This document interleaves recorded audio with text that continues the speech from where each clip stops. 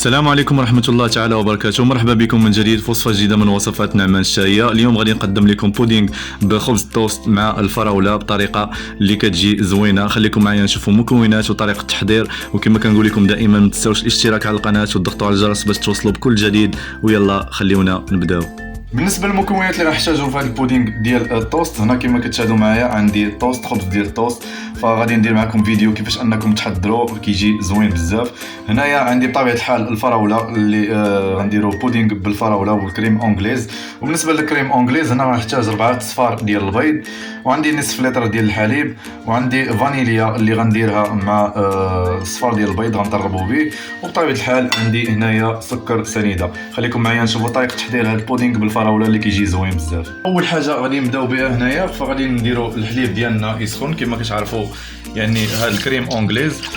فغنديروا هنايا الحليب نصف لتر ديال الحليب، فما يعادل يعني صفار ديال البيض، 4 ديال صفار البيض. هنايا غنضيفوا هنايا واحد 3 المعالق صغار ديال سكر سنيده، هنايا كما كتشاهدوا على هذا الشكل هذا. وما تبقى فغادي نطربوا به يعني صفار ديال البيض باش يعني نحركوا باش نخلطوا هذا الحليب مع صفار البيض ونتحصلوا على كريم اونغليز. صافي انا غنخلي هذا الحليب يسخن وندوزو باش نطربوا يعني صفار البيض. صافي هنا من بعد ما يعني درنا الحليب ديالنا سخن، صافي هنا غنضيف هذاك الصفار ديال البيض كما كتشاهدوا، يعني صفار ديال البيض كما قلت لكم، يعني غادي نطربوه مع سكر سنيده وفانيليا باش اننا نتحصلوا يعني على الكريم اونغليز. كما كتعرفوا الكريم اونغليز ف كتجيب صفار ديال البيض. هنايا السكر سنيده، هنايا غنضيف تقريبا مقدار ديال 3 المعالق كبار. صافي وغنبداو نطربوا يعني صفار البيض ديالنا.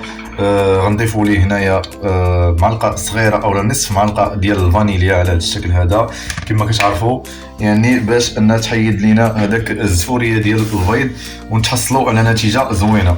صافي الا ما عندكمش هنا الروح ديال الفانيليا فغديروا يعني فانيليا ساشيات، فديرهم حتى هما مزيانين. صافي انا غنطرب هاد صفار البيض باش نتحصلوا على كريمه ونضيفوها يعني للحليب، ونعاودوا عاوتاني نردوها للبوطه باش انها طيب ونتحصلوا على كريمه اللي زوينه. خليكم معايا حتى الاخير.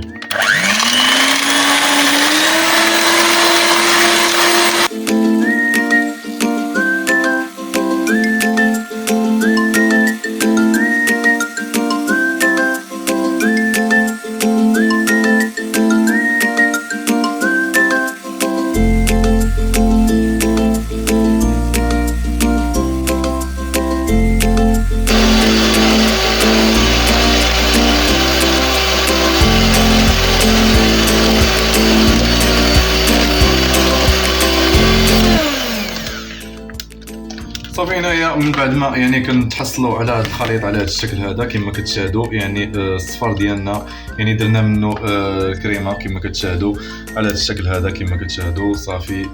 صافي غنعرفوا بان الكريمه ديالنا غتجي زوينه بزاف ملي كيتجانس هذاك صفار البيض مع هذاك السنيده او السكر سنيده، فغنتحصلوا على النتيجه هذه كما كتشاهدوا. صافي هنايا من بعد ما يعني درنا الحليب سخن كما كتشاهدوا، فهنا كنضيف الحليب ديالنا السخون. انا كنضيف قليل ديال الحليب باش يعني ما يخسرش لينا هذاك الصفار ديال البيض، وفي نفس الوقت كنبدا يعني نحرك على الطريقه هذه كما كتشاهدوا بالسباتيل، يعني كنحاولوا اننا نمزوا هذاك الخليط ما بين الحليب والصفار ديال البيض وهذاك السكر اللي درناه هنايا.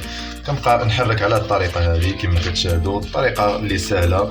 كنبدا نضيف يعني الحليب تدريجي على هذا الشكل هذا حتى كنتحصل يعني كنتاكد بان داك البيض ما غاديش يخسر ليا هنايا كما سبق لي انني وريتكم. بالنسبه للناس اللي ما شافوش ان كيفاش كنحضروا الكريم اونغليز، فهذه هي الطريقه الصحيحه باش تحصلوا على نتيجه مرضيه ونتيجه اللي زوينه بزاف اللي غتحضروا بها الحلويات او البودينغ او لي طارت. فاليوم الوصفه ديالنا هي بودينغ بالفراوله، فغتجي زوينه بزاف. صافي انا هنا تاكدت بان الحليب ديالنا يعني ما غاديش يخسر لينا داك البيض، فغنضيفوه نعاودو نردوه هنايا على هذا الشكل كما كتشاهدوا. هنايا غنردوا هذاك المزيج ديالنا ديال الحليب والبيض هنايا الكاسرون ونديروهم يعني في النار مازال مره اخرى باش نتحصلوا على واحد الكثافه اللي احنا غنستعملوها في هذا البودينغ. خليكم معايا حتى الاخير.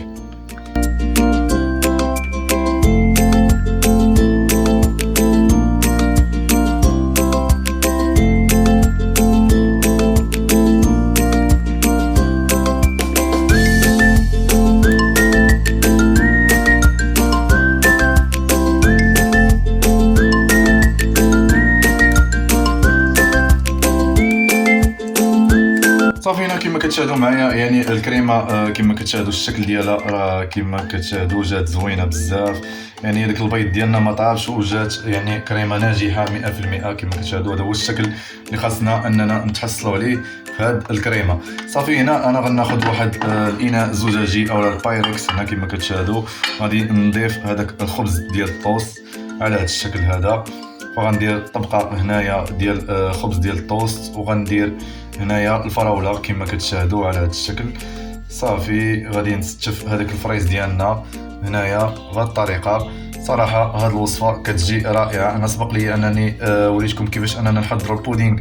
كما كنعرفوا ان البودينغ الاساس ديالو هو الكريمه والخبز، فضروري انكم الا بغيتوا ديروا اضافات نكهات تعطي لهذا البودينغ واحد المذاق مغاير، مذاق اللي زوين بزاف.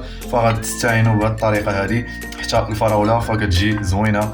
فغنديروهم هنا على هذا الشكل هذا. صافي وغنضيف عاوتاني هنايا طبقه اخرى ديال الخبز على هذا الشكل هذا كما كتشاهدوا. الطريقه اللي سهله ان تحضروا بها هذه التحليه كتجي رائعه وراقيه بزاف. صافي غنضيف الفراوله على هذا الشكل، يعني الطريقه اللي سهله ما غتاخذش لينا الوقت على الطريقه هذه. كما قلت لكم يعني تقدروا تبدعوا في هذا يعني هاد البودينغ او هاد الخبز ديال الطوست. يعني ديروا طرق مختلفه، ديروا بزاف الفواكه اللي بغيتوا، الكيوي، اناناس، حتى هو كيجي زوين. تقدروا ديروا بالشكلاط حتى هو فكيجي زوين على هاد الطريقه هذه كما كتشاهدوا. صافي انا غادي نكمل هاد الخبز ديالي على هاد الشكل هذا، طريقه اللي سهله وبسيطه. صافي على هاد الشكل. صافي الفريز ديالنا حتى هو غنديرو من الواجهه الفوق باش يجي هاد البودينغ رائع اللي هو الاساس ديالو اللي هو الفراوله.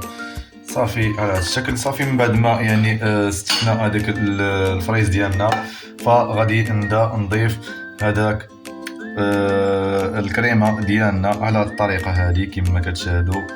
غنحاول انني نوزع الكريمه ديالنا بهذا الشكل يعني في البودينغ ديالنا في الخبز والفريز حتى هو بهذه الطريقه هذه، وندخلوه الفران باش يطيب مازال عاوتاني، ونتحصلوا على واحد التحليه اللي زوينه وتحليه اللي راقيه وزوينه بزاف اللي هي بودينغ بالفراوله والخبز ديال الطوست اللي كما قلت لكم انني غنديرو معكم في واحد الفيديو ان شاء الله. صافي على هذا الشكل هذا كما كتشاهدوا خويت انا هذاك المزيج ديالي ديال الكريمه كامل على هذا الشكل هذا في الاناء، وغندخلوا يعني هاد التحليه ديالنا الفرن فواحد الدرجه الحراره تكون مهيله وما نشعلوش عليها البوطه من الفوق، فقط غير من التحت. كما كنعرفوا كلشي طايب، يعني فقط غير ان تماسك هذيك الكريمه ديالنا ونتحصلوا على واحد التحليه اللي زوينه بزاف. خليكم معايا حتى الاخير.